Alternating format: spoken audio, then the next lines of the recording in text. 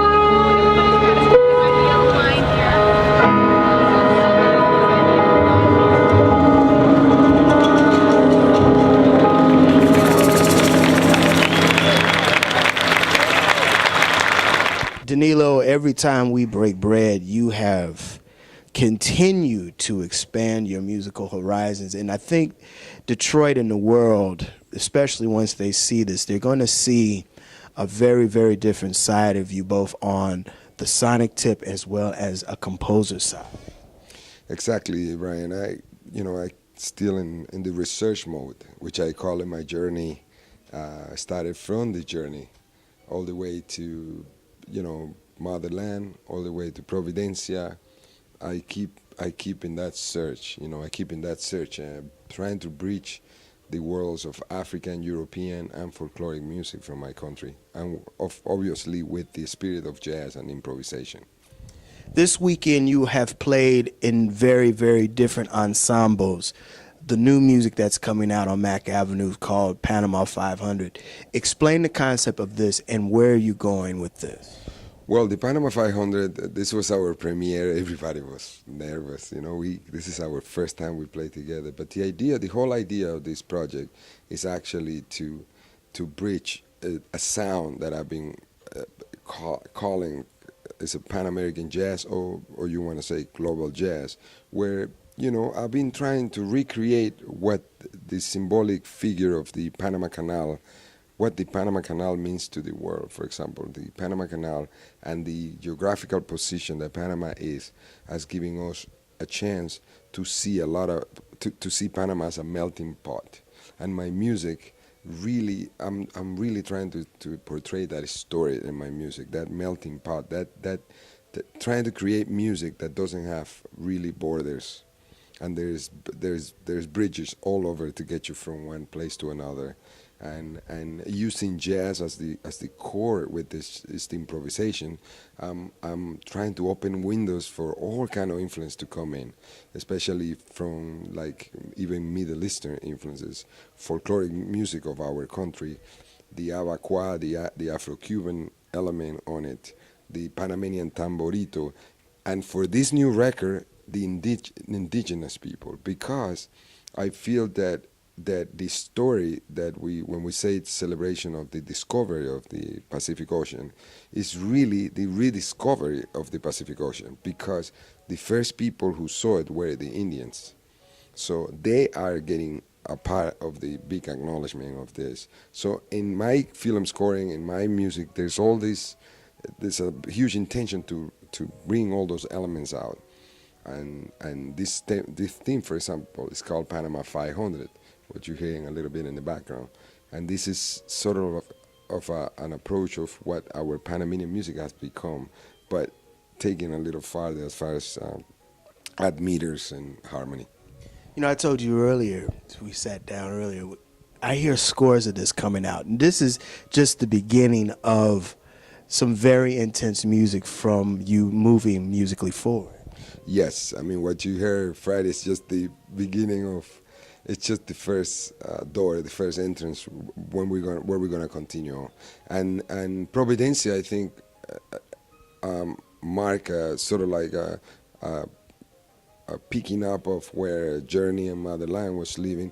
But Panama 500 for me, I think is, for me, is the most complete, the complete figure. I'm more mature through the experience with Wayne, the experience with Brian and John has come up even more synergy in the years with Ben and Adam, a new violin player, Alex Hargrave, who have been trained in the Global Jazz Institute, Roman Diaz, a new percussionist, and Rogério Bocato from Brazil. So we have actually Brazil,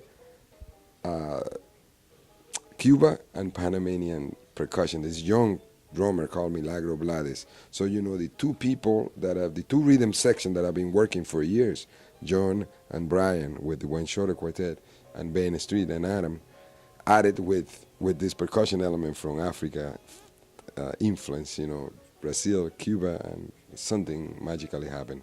And a cello, I'm using a cello in one piece. It's Sachi Pattitucci, who is John's wife, which I told her, here's the music, let's go and record it just like that.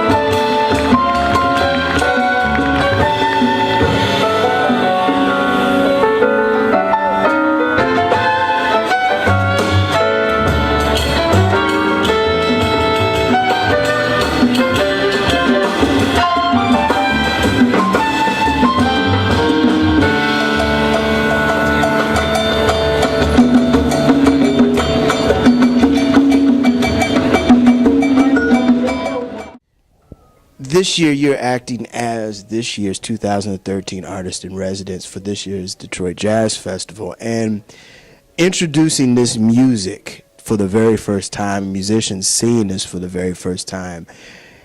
Are you happy? Is there a sigh of relief right now, or is there some things that you're still working out as you perfect this as the record is about to come out?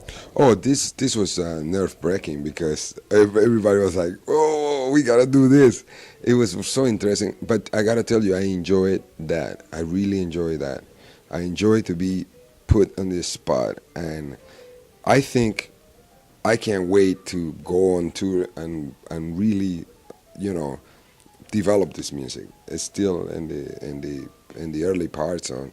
And I'm excited. I wanted to give it a taste and do it in Detroit as the first time, just to honor that this invitation and take that challenge, which was a huge challenge for us.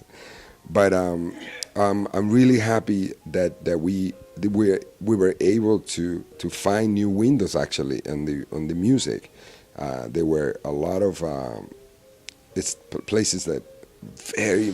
I mean, we took a huge chance, and I like that, Brian. I like the idea to be vulnerable and to take chances, and people are gonna see how it's great to see how this started, and it's great to see how this is gonna evolve.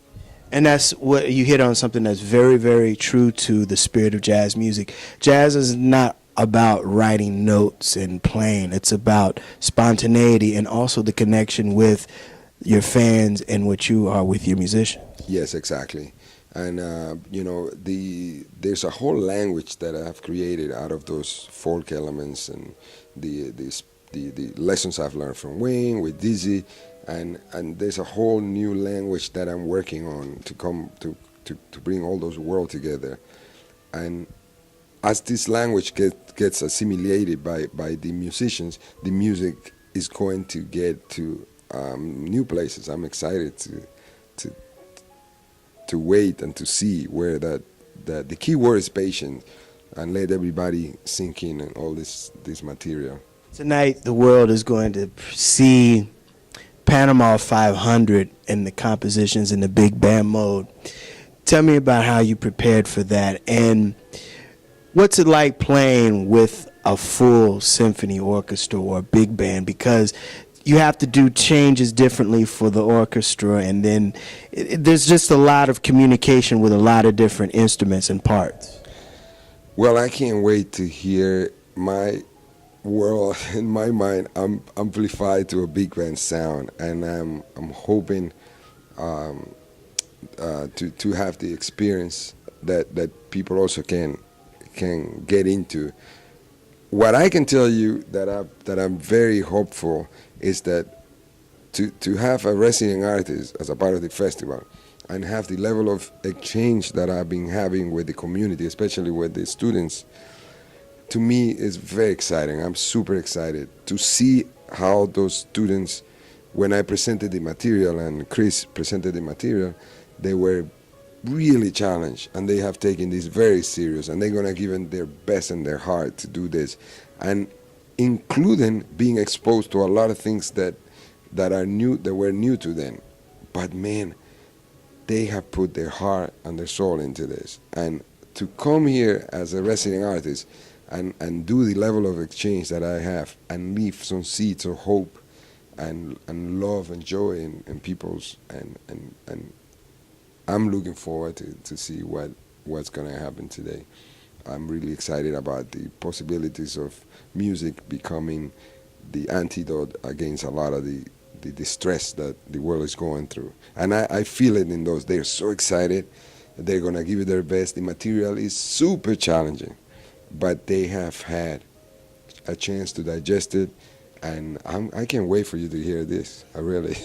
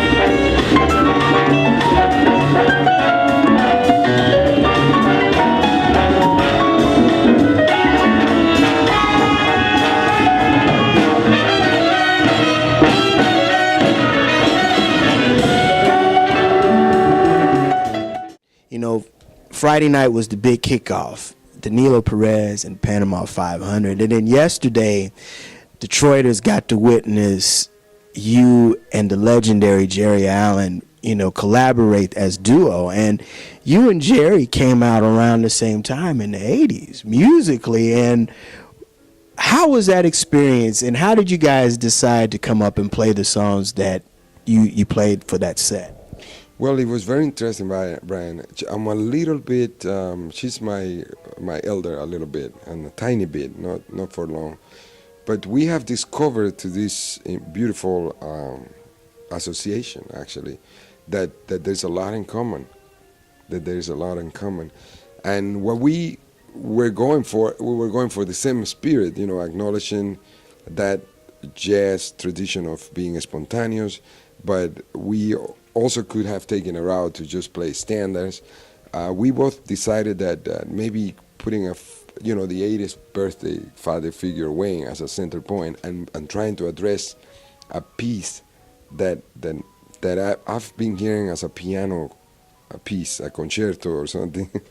John and I actually did the orchestration of this piece, and we did a reduction. And what you saw yesterday was an attempt to put that in a reduction of that.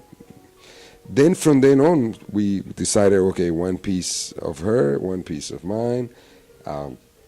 We took this thing as this opportunity, I would say, as a way to really get to know each other better and to exchange and to be more friends as we play. And man, I gotta tell you, I couldn't believe how much synergy there is. I mean, it's incredible. I mean, because two pianos could be something very chaotic, and there's a beauty. There's a. I feel really easy playing with her. I mean, really organic, and I just had the best time, man, playing with her. It was fantastic, really. It felt really. We could move on into many places and shift dynamics and create groove and then go really out there and then play it standard. And there was so many possibilities of tonal color, and using the piano as a percussion, as an orchestra, as a melodic, simple, beautiful, but then as an African groove that we created. It was fun. It really was.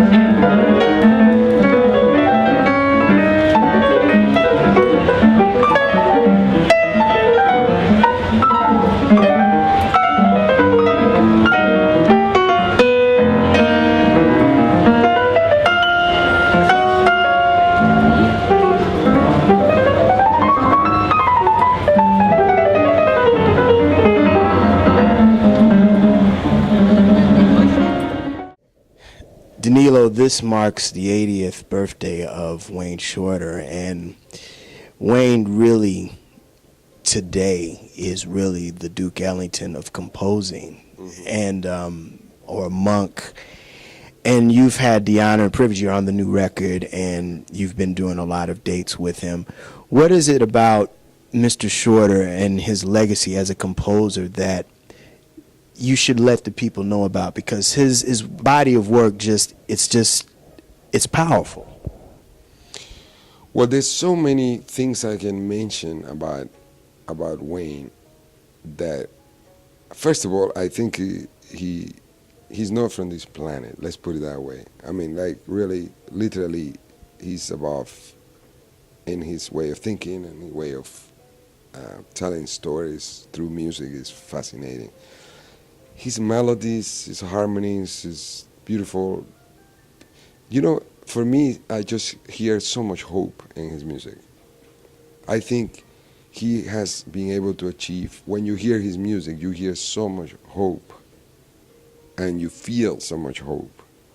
And I think that's a powerful, his melodic materials are beautiful, and some of the stuff that he portrays are so magical, man. It's like, and for me, being sitting and working with him for so many years, somebody asked me, what does it feel to play this music? I said, well, the thing about him, he writes this amazing music, but then he doesn't want you to play that. He wants you to do something with it. So for me, now has become like, when I see a piece of his music, I see the pages screaming at me, who are you? Where are you? That's what it is to me, you know.